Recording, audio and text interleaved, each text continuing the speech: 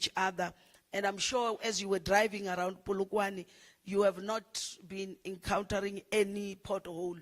This has been inspired by our provincial program called the Khere Khere Wednesday. We can be able to teach our Minister of Agriculture the Khere Khere. Those are our yellow fleets, which we have, and we use them to go and re-gravel our roads. So our municipalities, some of them have got the Khere Khere Tuesdays, some have got the Khere Khere Thursdays. This we have seen it turning around the status of our roads, because while our people, we know they want tar roads, but what is worsening the challenge for them to end up demanding tar roads? It's because the current gravel road, you can't even drive on them, especially when you go to the farmers, when you go to tourist destination. So we will show you throughout the day what the Khere Khere Wednesday is and what we think a national government can intervene to support. Mr. President, in my opening, I alluded the fact that we are a traditional society. This province has got over 2,000 villages under the institution of traditional leadership that we have established, but we have established a far better relationship with our traditional leaders. Just a week ago, we sat with them on a 2-day, far from this place where we had no telephone network, so that we can resolve our issues. The challenges being, we've got more than 850 disputes on my table that must be resolved. On top of those, 500 of them are within our courts. We were joined also by the Judge President Patudi, who shared with them mechanism which we can use to resolve our dispute, because without a stable traditional council, it is difficult to bring in investors, because these mines are within the villages. So the infighting, it's also one of the areas which is not enabling us to grow our economy or attract investors. Therefore, we have been able to find each other, and we will come to you with certain proposal that we think can assist our provincial government and other provinces which are majority led by traditional leadership. The irony, Mr. President, is that our wait for the rain currently, while we have been having serious natural disaster, which we are still going to talk about it, it also brought another disaster of the storms recently, which ravaged the length and width of our province. We will, in the past few days, we are currently finalizing the damage, and will be submitting to the relevant ministers so that they can intervene and assist. We have a great hope in our visitors today that have graced our shores. You are welcome, and whilst we may not have slaughtered a fatted calf, our discussions and resolutions here, Mr. President, are supposed to bring life to the people of Limpopo. It will be an early Christmas for the people of this province. An early Christmas, that gift that will be coming from Joni or coming from Mahue, over Makwan. We hope, Minister Kumbuzo, as Ligaraba, you are having something for us. And Minister Ramaphosa there, those are my citizens, Mr. President, whom we have borrowed you. So we hope they will be able to bring solutions to their home province. As we move forward, we are committed to working together with all stakeholders to unlock the full potential of Limpopo. Your presence here, Mr. President, reinforces our shared vision for a prosperous future for our province and our nation. Once more, welcome to the city of Star Polokwane and the people's Africa's Eden, Limpopo. Thank you very much.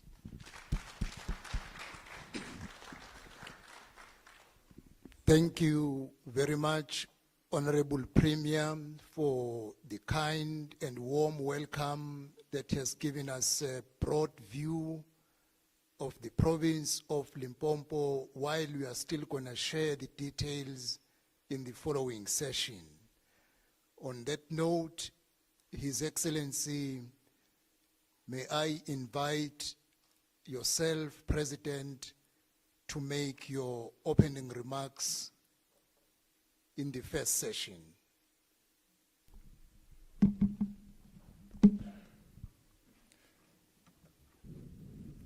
Thank you, Minister Thabisa.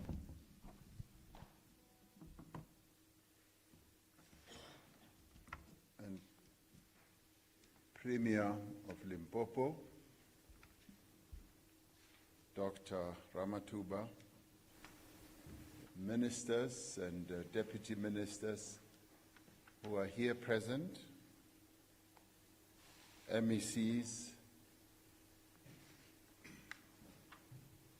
the Mayor of Polokwane, the officials, as well as all people who are here. Thank you very much, Premier, for the very warm words of welcome. Now that you speak about the wonderful attributes of the avocado plant, I do hope, as you proudly boast that, and boasting to Minister Steenhuisen, that you have lots and lots of avocados, and that they are not only used for eating, but the young maidens and the beautiful women of Limpopo use them every day to smoothen their faces, and I can already see it as I look around, that their beauty and their smooth faces come from that. So I do hope that you've got some of that, because the many men who come from other provinces, Minister Thabisa and the others who come from other provinces, Minister Steenhuisen who comes from KZN, they also have women around them, their wives and daughters. So I hope you are able to supply so that they can take them back, so that they can be used for good purpose. Colleagues, today is quite a significant day, as well as a historic day in many, many respects. Firstly, it marks the start of a program by the National Executive of our country to visit all the provinces of our country in the coming months and to engage directly with the provincial government leadership. Secondly, it is the first high-level bilateral engagement of this nature with provinces under the 7th administration and under the Government of National Unity. As we strive for greater alignment between the developmental priorities of the national and provincial governments, there is a need for all of us, right from the national executive, starting with the President, ministers, and all of us together with the provincial government to engage much more directly and regularly with our provincial counterparts. In terms of our structure of government, which promotes intergovernmental strong relations, our ministers and our MECs do from time to time interact and interface on a number of specific issues related to the disciplines that they work in. But this meeting is historic in that it covers all of government at national level and all of government at provincial level, with a view of enhancing that and, in a way, turbocharging that intergovernmental work, which is the key remit of our 7th administration with regard to the third priority, strengthening government, ensuring that we have a capable state capable state that is well geared to address the other two key priorities that we have set ourselves as the seventh administration. On the one hand, this whole process enables the national government to have a better line of sight of provincial programs, of provincial challenges, of provincial needs. On the other hand, it enables provincial executives' councils to better align their developmental roadmap with national plans. This, in many ways, is an imperative that is mandated by our Constitution. The Constitution clearly enjoins all spheres of government and organs of state to provide governance that is effective, that is transparent, accountable, and more importantly, that is coherent, but that is clearly aimed at serving the needs of the people of South Africa. Section 41 of the Constitution outlines the obligation of different spheres of government and to cooperate with one another, to assist one another, to coordinate with one another, and to consult on matters of common interest. These spheres of government are required to do so while respecting the scope of their respective powers and functions. The Constitution furthermore provides for the establishment of structures and mechanisms to facilitate intergovernmental relations. It is our expectation that this engagement further opens up the space for meaningful intergovernmental relations. This is quite unprecedented, and it opens up the opportunity for much closer interaction between the two levels of government. And of course, the other levels of government can then also benefit local government, and I do believe that, for instance, the local government whose building we are in today will immediately see some spin-offs from all this. And the first spin-offs that they've already achieved without even doing anything as the Polokwane municipality, Polokwane city, is that the mayor has already been given accolades for leading a city that is clean. And Minister Tlhabisa, whose job is to go around all our cities, our towns, our municipalities, has already given a prize to Mayor Mje for having a very clean city. So you can already brand your city, Polokwane City, as Polokwane, the city of cleanliness. So you get that prize for free today. Now, the achievement of synergy between national, provincial, and local development must be the impetus behind the district development model, which we introduced in 2019 under the 6th administration. Although we have seen notable progress under this new way of working, particularly with respect to the one-plan model, we can and must even work better to spread the very good effectiveness of this model. The Government of National Unity has identified a set of priorities, as I was saying, for the term of its administration. These are driving inclusive growth and job creation, reducing poverty and tackling the high cost of living, and building a capable, ethical, as well as a developmental state. Our collective focus now must be on marshalling the necessary will and resources to finalize and implement the medium-term development plan. Driving economic growth that is inclusive and transformational is at the center of our national agenda. Provinces have a critical role to play in this effort. And improving service delivery and accelerating job creation and growing provincial economies are as much a priority for provinces as they are for national government.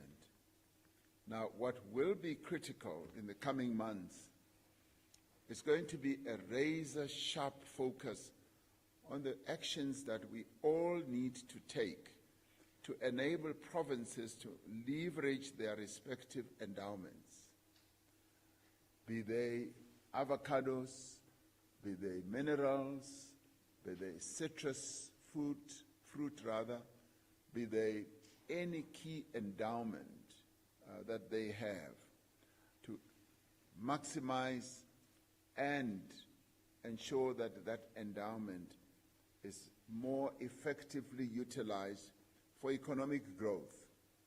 Provinces need to use their comparative advantages to drive economic activity. Already, Premier, you've already defined your province as being really good in certain areas, where you have said we have this very good endowment, this very great attribute, and those need to be laid out from your human capital, the youth capability, the education standards, your minerals, your agriculture, and your special economic zones that are coming. And all those should stand you in good stead as a province. Now, we have provinces, for example, that have vast arable land, but because of underutilization of that land or slow land reform, their contribution to the agricultural output is far below their potential. The same can be said about areas such as tourism, an important and growing economic sector. The natural splendor of many, if not all our provinces, should be attracting far more tourism numbers. Some provinces are attracting large amounts of minerals, extracting rather, large amounts of minerals from the soil, but are not moving to the other level. They are the primary level. They need to start looking at the secondary level of beneficiating those minerals that they extract. And finally, they also need to look at the downstream. Are they able to move further to the downstream? And they need to ask themselves, what do we need to do to move from primary to secondary and to downstream? It should not forever just remain slogans where we just continue to talk about we need to industrialize, we need to beneficiate. Each of us, both at national as well as at provincial level, we need to ask ourselves important questions. And this, Premier, in many ways, is what has brought us here, so that we have those focused discussions and we go beyond the noise, we go beyond slogans, and we go beyond ideological precepts, and we begin to crunch down and say, this is possible, this is what we can do, so that we can realize the full value of the endowments that our provinces have. This is the potential that we need to focus on. We need to move also beyond diagnosis of the problems that beset us. And believe you me, we have a lot of problems as a nation, as a province, but we now need to start lifting ourselves out of those problems and finding solutions. We need to look at how to overcome the obstacles to provincial endowments being successfully used for development. It is critical that we understand and that we work to resolve the structural challenges facing our provinces, our local governance, that are holding back investment and job creation. It is important that we ask ourselves what is holding us back. At national level, we have engaged with that conversation and have had to ask ourselves really deep and difficult questions. What is it that has been holding South Africa's economy from growing? And we have identified those areas that hold us back, and that is why we've embarked on the structural reforms that we've embarked on. Electricity was one key one that held the entire country back. We've now gone through 230 days. Minister Dr. Ramaphosa is here, who can give us the full details of the work that he has been doing. And we are grateful that load shedding is now becoming more and more history, and it's becoming a shadow of the past that we can look at behind us. That was holding us back, and we still need to do quite a lot of work, but we have started the reform work of our electricity architecture with regard to generation and transmission and distribution. So we have, having realized that, we attended to it. The logistics sector is another area that is holding us back with regard to exporting the products that we make in our country or we produce. It does not only affect mining, it also affects agriculture. Our farmers, as they produce their produce right from Limpopo here, right through to take those products to the sea and overseas, requires a really good logistical infrastructure, and that has been hamstrung.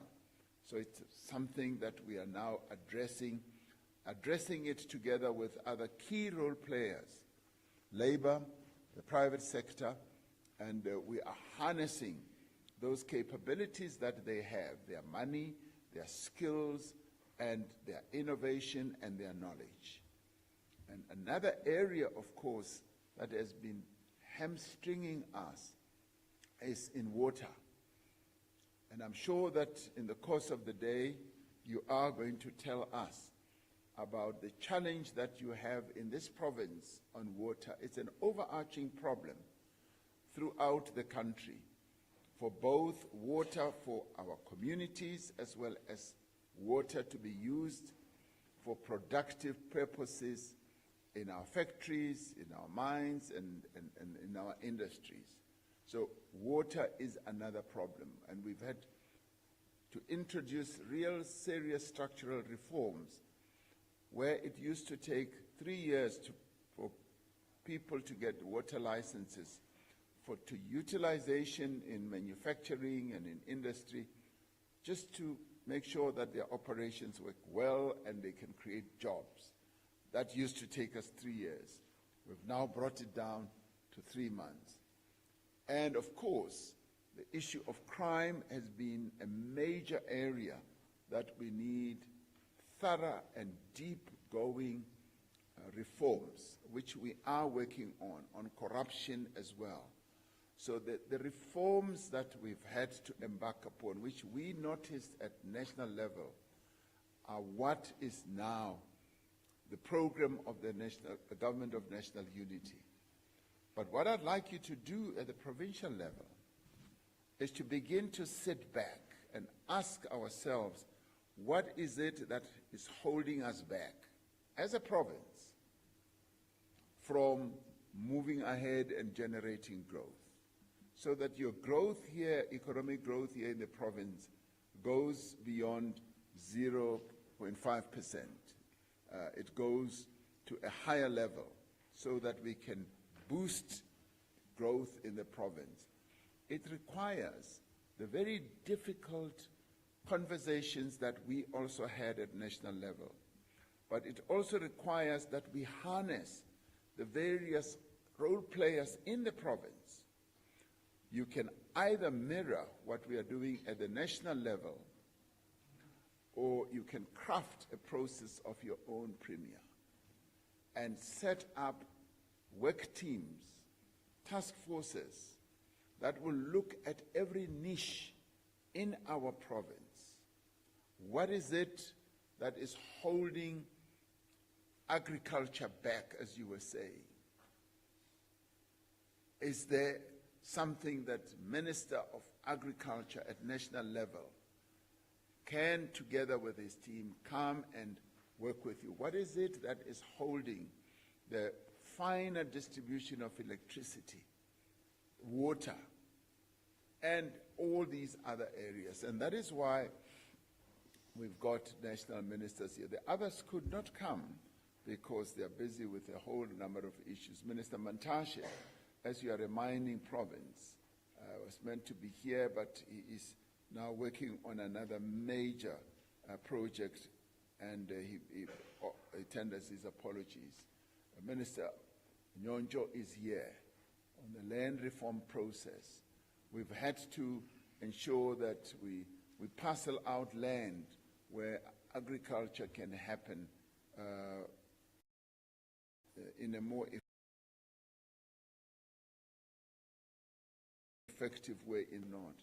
We want to set up a system, a mechanism that is now going to start rolling so that we bring to bear the capabilities at national level as well as the capabilities at provincial level so that we are able to unlock the energy and the capability of our government at both provincial, even at local level. Now, we should also look at the progress that is being made on existing economic development projects as well as programs. I note, for example, the progress that is being made around the 2 designated special economic zones in Limpopo, in particular the investments made and the various cooperation agreements that have been signed.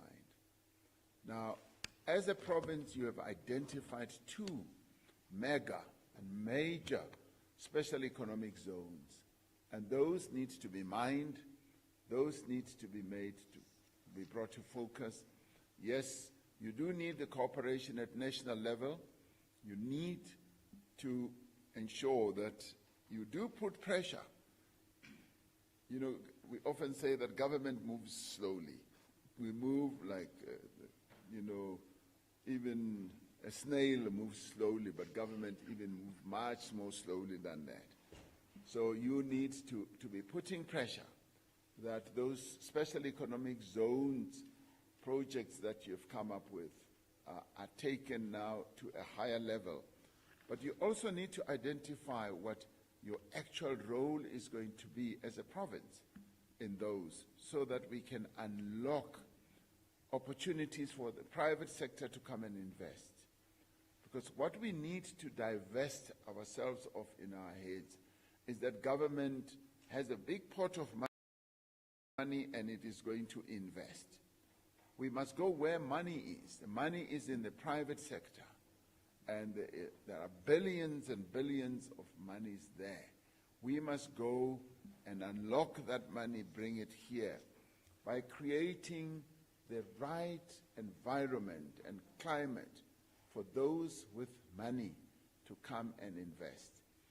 Our role as government must be principally to create the environment for those with money to come and invest, working together with them in partnership through a variety of funding initiatives. We should participate with them. Government, yes, does have the role to itself be able to be a job creator. The public employment programs have given and continue to give our people great opportunities to get work opportunities, to be able to get skills, we must also focus on making the private sector to work with us. Now, these catalytic projects that you have immense potential to accelerate industrialization and to create more jobs. But in order for that to be unlocked, we need to be innovative. We need to be clever governments, to be able to dangle something in front of those with money and attract them and crowd them in so that they can come and invest. We also welcome the plans Limpopo has to revitalize agriculture and agro-processing and grow value chains. Some parts of Limpopo are high valued when it comes to agriculture. In some instances, some parts of Limpopo are compared to some great agricultural sort of corridors in the world. And some have compared you to the Rhine Valley, to the valley in California, and say you are an area which can really lead to great agricultural capability and prowess. Now we look forward to the presentation from the provincial government on the key priority programs that you have set yourself out for. In line with our commitment for intergovernmental cooperation, I do call on our ministers and their provincial counterparts to use this opportunity that we have today to open up channels of communication. And what this opportunity, this visit also does for us is to enable us to come and hear and listen to you, our colleagues and counterparts at the provincial level, and to speak as openly as possible about some of the challenges, some of the hopes you have, and the clear vision that you have as a province.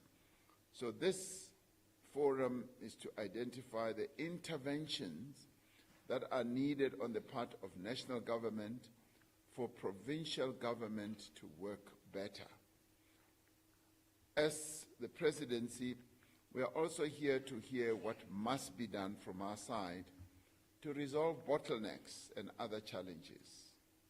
We hope to be able to engage with you on how the ongoing structural reform processes, those that we are driving at national level through Operation Vulindlela, affects the areas of your work. This first engagement between the National Executive and the Limpopo Executive Council must in many ways set the tone and the agenda for future cooperation. Now, you can see yourself as a trend setter and possibly as a pace setter as well, because from here we will go to other provinces and we will immerse ourselves in the political, economic, cultural architecture of all the other provinces, because our provinces are different. And so we're starting this process with yourselves. From here we will go to KwaZulu-Natal in a few weeks or 2 weeks or so, and thereafter we will roll out to other provinces. The intention is to go to each of our provinces in this format in 1 year and be able to engage with our provinces. We do engage with our provinces, and this is what is the beauty about our constitution, because it promotes intergovernmental work. Our ministers engage with their MECs in their various min-max and focus on their disciplines. We, as national government, we engage with the people on the ground through the various districts when we hold imbizos. And our ministers do exactly the same, as well as they hold their own more focused imbizos. And we're getting our ministers to work in an intergovernmental way, where they are able to do work together in various provinces as well, work that spans across their various disciplines. And this is the government that we want to make more capable, but more accessible to our people so that it can serve the needs of our people. So what we've done is to set our collective sights on what must be done to ensure that the economic development plans of our provinces align with the broader national economic vision. Limpopo is perfectly positioned to lead the country in a number of key sectors, including agriculture, tourism, freight and logistics, and also mineral resources. The province is set to play a major role in the green economy transition, for instance. In the hydrogen economy, you can play a key role. Limpopo possesses a number of critical energy transition minerals. Platinum has been designated as a site for the proposed hydrogen valley. We are pleased at the work already underway in this regard. So Limpopo, by way of geographical positioning, is South Africa's gateway to the continent. So this province is well positioned to strengthen South Africa's links to the rest of our beloved African continent, particularly through the Africa Continental Free Trade Area. Now, these are the wider issues that we must consider, and as we consider that, we broaden our vision. And I've been saying to my colleagues at national level that let us lift our ambitions.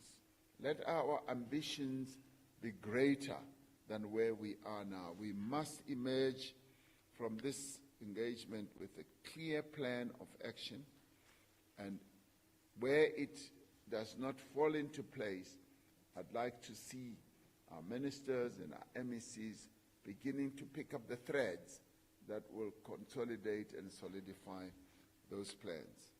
So this must spell out what must be done within the scope of the powers of the respective ministers and their provincial counterparts to unlock the potential of the Limpopo economy and improve the lives of the people of this province. Colleagues, there is a great deal of work that we must do, and I'd like our discussions to revolve around action that needs to be taken. We must now move beyond diagnosis and start particularizing the actions that we now need to take. And we must back that up with clear time frames. We must back that up with clarity on where the resources to back up those plans will come from. And go beyond just dreaming about what we want to do without moving to the next level. In other words, I'd like us to be much more focused, much more innovative. We should be able to demonstrate our clarity of thought, our creativeness, our innovation. So we move from, yes, being able to craft plans, our aspirations, visions, craft the plans, time frame, resources, and more importantly, execution and implementation. With that, I really welcome this opportunity on behalf of my colleagues from national level and look forward, Premier, to the engagement. I do hope that what you were talking about from the traditional settings in the places where our people live, that as visitors who have come, it's not only you residents who will eat because of us. It's you who are going to lay out a lavish table of all the wonderful things, whether it is chicken, whether it is morojo. I don't mean that literally. I want the ideas, the proposals, the issues that you will lay out on the table. We are your visitors, and we brought our ears here and our eyes so that we can see what the province has with regard to a clear message to all of us. So thank you very much. I really welcome this opportunity on behalf of my colleagues from national level. Thank you very much, Minister, for